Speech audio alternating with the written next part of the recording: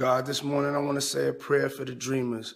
God, please bless them to know what it's going to take for them to achieve their dream. Bless them to never give up. Bless them to have tenacity. Bless them to have love in their heart, and bless them to have a blessed day. Amen.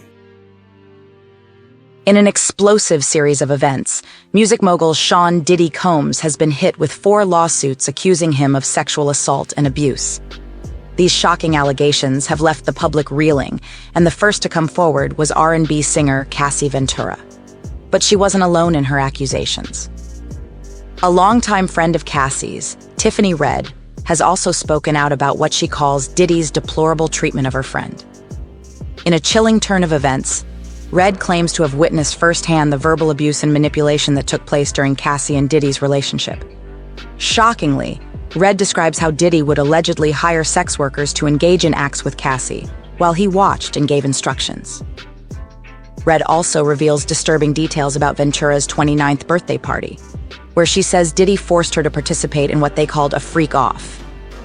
According to Red, Diddy showed up at Ventura's home screaming because she refused to have sex with him, ultimately resulting in a freak-off that Red claims to have witnessed herself. As this scandal continues to unfold, the truth behind these allegations remains to be seen. But one thing is certain: the public will be watching closely as more details emerge.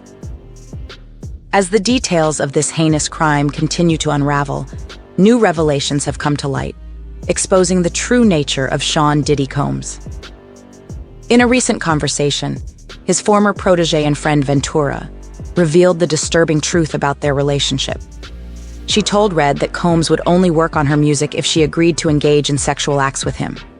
But it doesn't stop there. Red also shared how Ventura confided in her about an incident in which Combs gave her a black eye just days before a major movie premiere. According to Red, Combs is a dangerous man who uses fame and wealth to manipulate and traumatize those around him. And it seems this is not an isolated incident for Combs, as court documents reveal multiple lawsuits accusing him of violent behavior. With these shocking details coming to light, it's clear that Combs' reign of terror may finally be exposed. Combs has a long history of legal troubles, with numerous civil cases and multiple arrests since 1999. One notable case involved an alleged assault on his son's football coach at UCLA in 2015, but charges were ultimately dropped.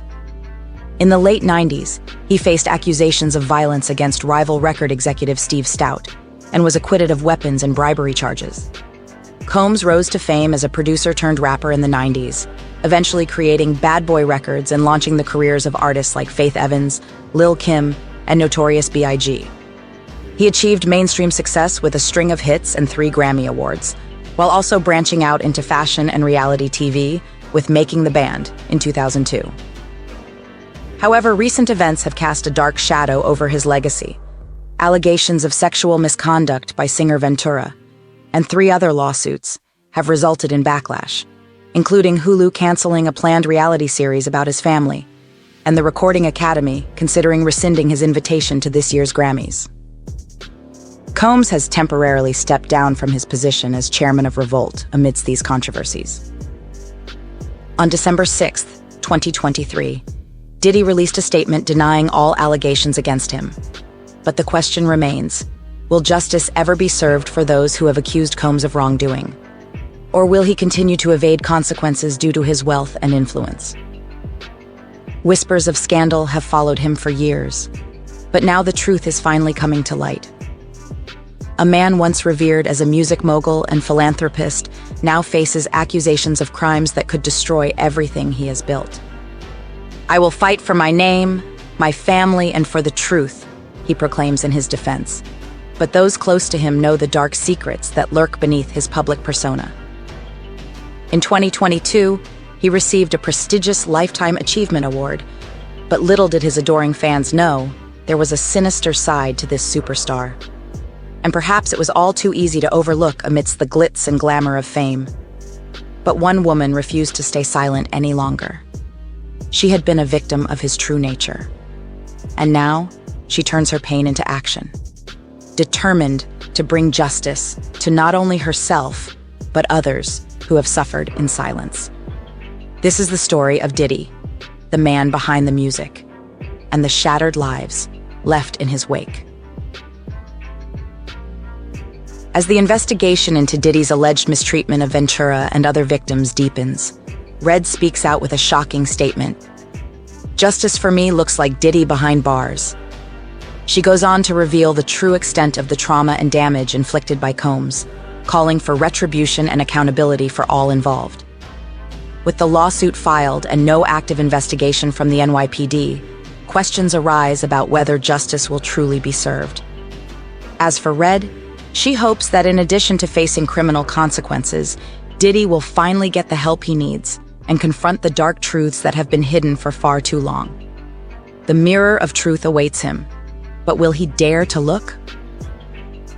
In this interview with NBC News, Red reveals disturbing encounters with rap mogul Sean Diddy Combs and drops bombshell information about his relationship with singer Cassie.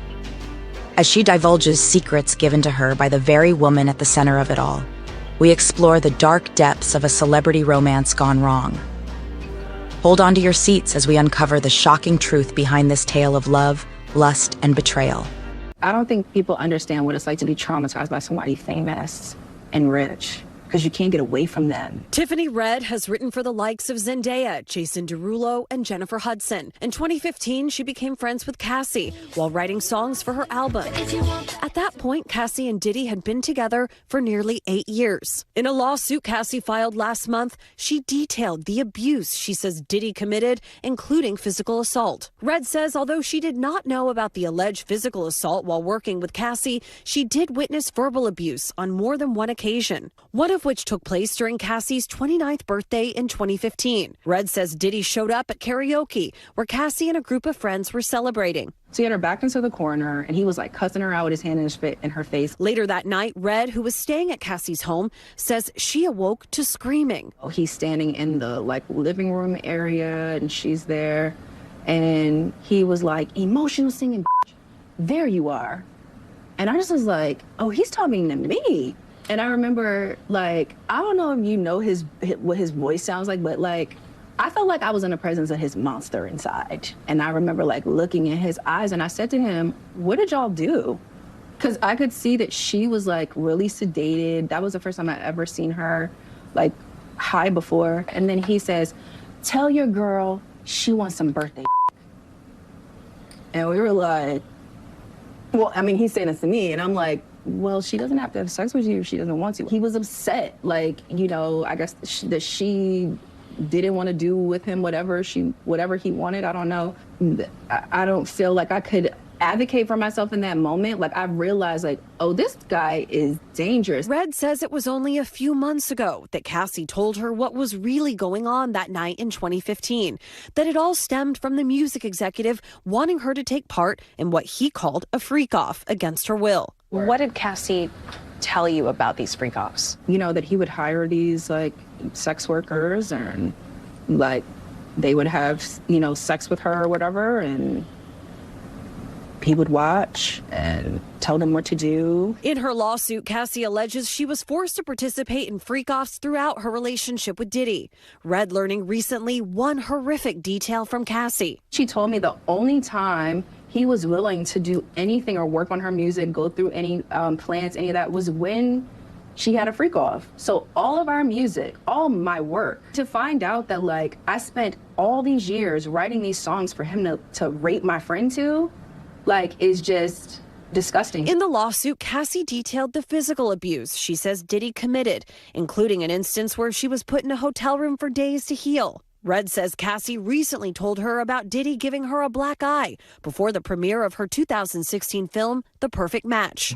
I remember one time her telling me that, I think it might have been The Perfect Match, that movie that she was in, and she told me that she had a black eye under her makeup. Do you believe Diddy is a dangerous person?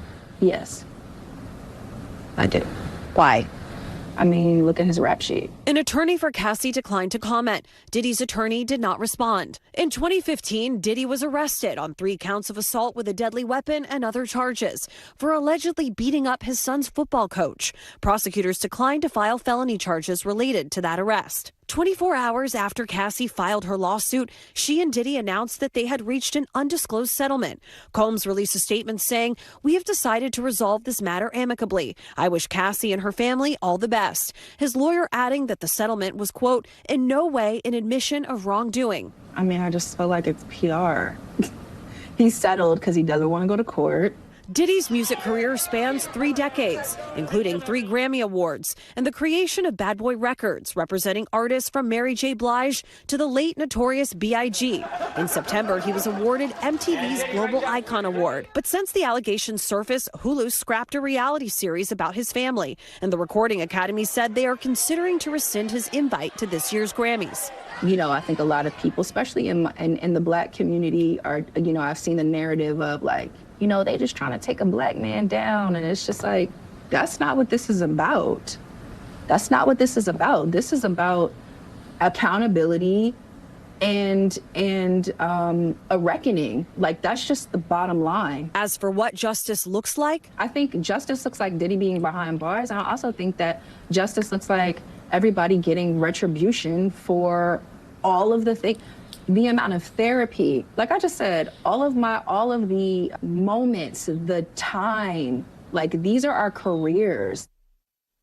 And Chloe is back with us now. You hear her saying justice looks like Diddy behind bars. Is there a possibility that could still happen? Where does the criminal case stand? So Cassie filed her federal civil suit here in New York, and the NYPD has come out and said that there is no investigation into Diddy right now. Now, that doesn't mean that the district attorney of Manhattan isn't looking into something, or perhaps investigations going on behind the scenes. But publicly, on the record, no such investigation has been confirmed. And also, there have been other lawsuits of some women coming forward with other similar accusations and allegations. And who knows if others might come forward as well. Remember, the Adult Survivors Act is set to expire at the end of this month in the state of California. And we know that Diddy, that is where he has primarily resided. So you never know if others might come forward between now and the new year.